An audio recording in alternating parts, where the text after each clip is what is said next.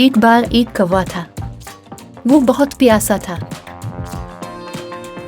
वो पानी की तलाश में यहाँ वहाँ उड़ रहा था। इसने घर के बाहर एक घड़ा देखा।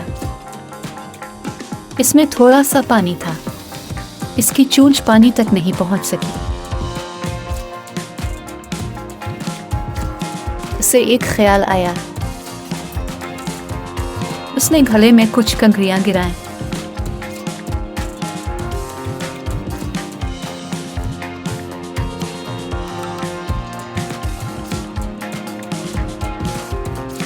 पानी ऊपर आया और उसने पी लिया। फिर वो खुशी से उड़ गया।